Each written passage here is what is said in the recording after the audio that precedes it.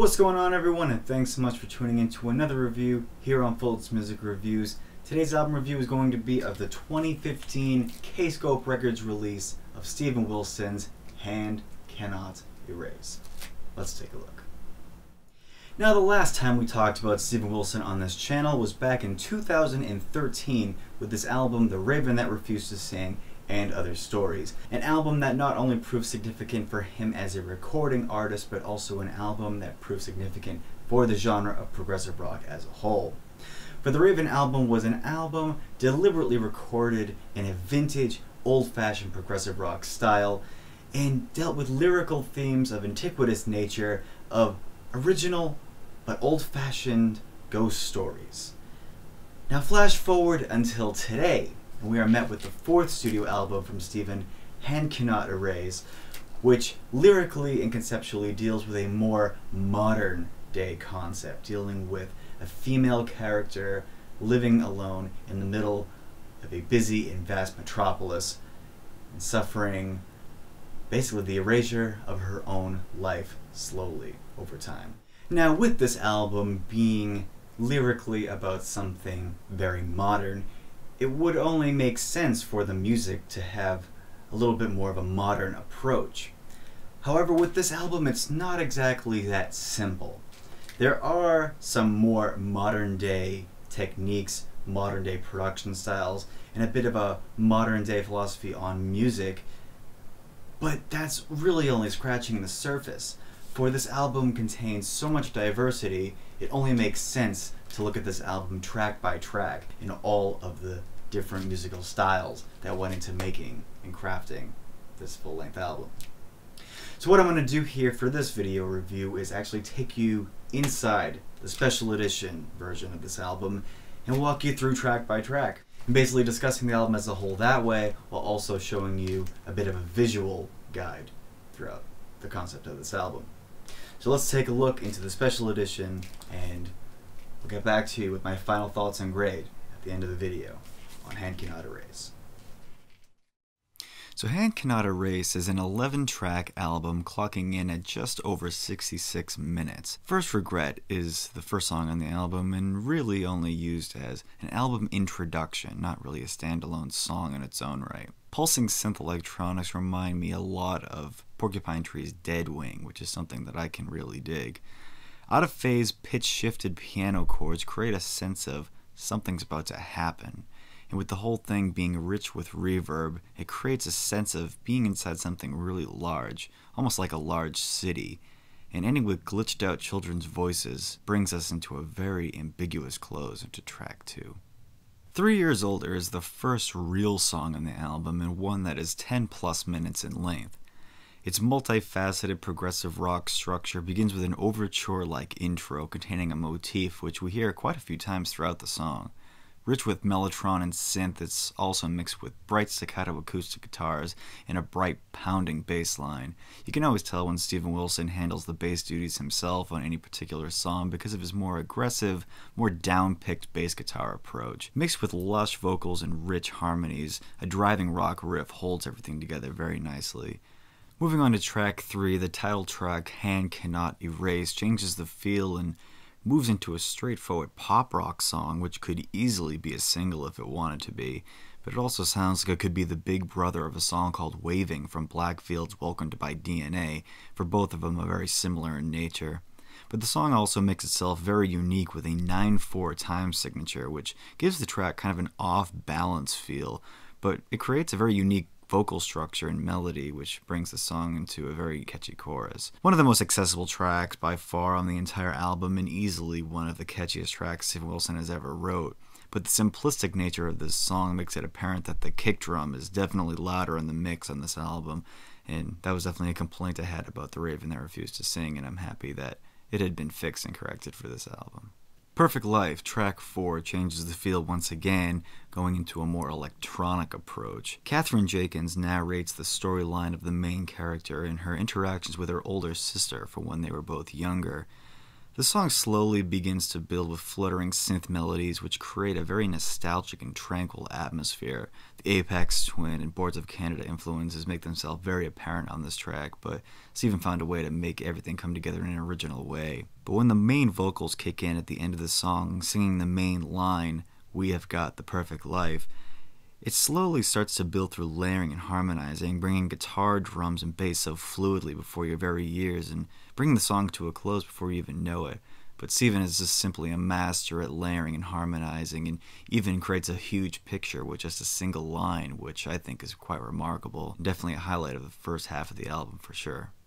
Moving into a song called Routine, the more progressive rock flavor comes back with this track, with a large amount of vocal diversity on this song.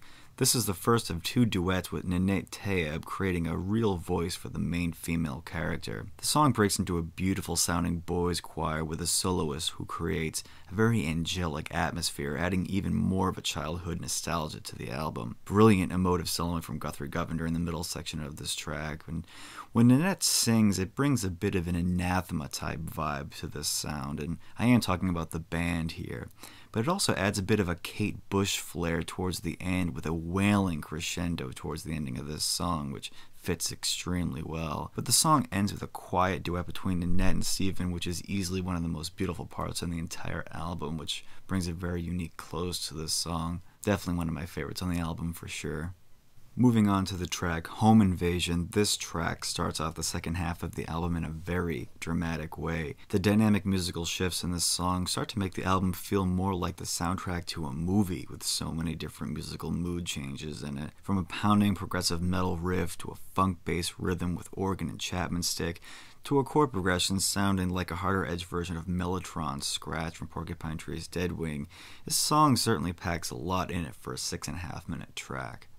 Regret Number 9 is a song which branches off from Home Invasion, though it's a song that's meant to stand on its own. It's simply made up of mostly two solos, one from Adam on Moog synth and the second Guthrie Govan on guitar, which both solos are over 2 minutes apiece.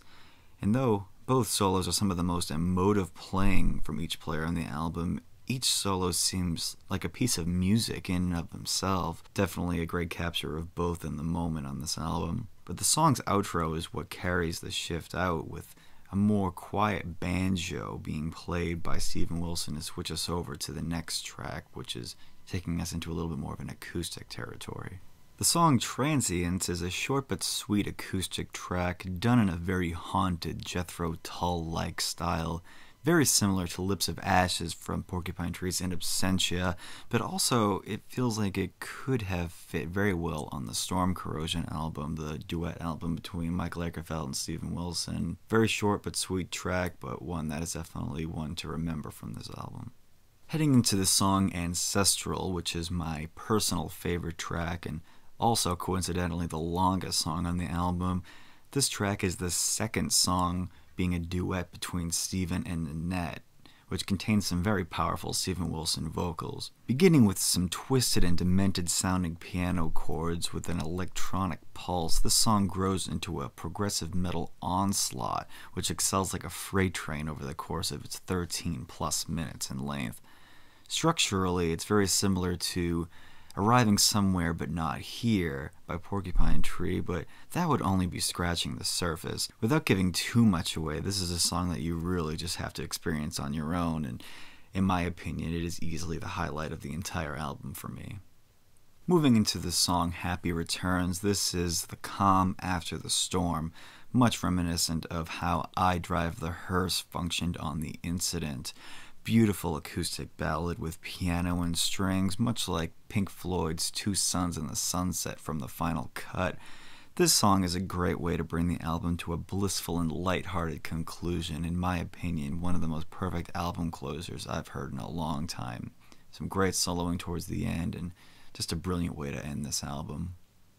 Which brings us to the album's outro track entitled Ascendant Here On, which is simply made up of a soft piano inside a reverberated boys choir, which Its slow fade out really does heighten your awareness and makes you reflect on all of the music that came before it, and really paints the picture in your head of what this music was trying to convey. It's a perfect end piece to the song Happy Returns, and also a perfect end piece to the entire album as a whole. A very slow fade out brings the album to a very, very soft close, and one that I think could only have been done this way, so very great job. This is easily one of the most varied and complete sounding albums of his career, and easily the most complete sounding album in his solo career to date, in my opinion. But out of the 4 solo albums, this is the one that I feel sounds the most like Porcupine Tree, and sounds like it could have been The Incident Part 2 had that album have been made.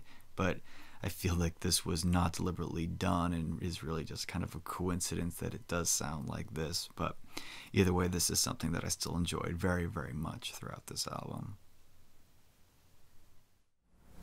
Now, going through the album that way, it's quite obvious that this was quite a bit of a musical journey. Now, throughout all these different musical styles throughout the course of the album, the production and the engineering were absolutely brilliantly executed.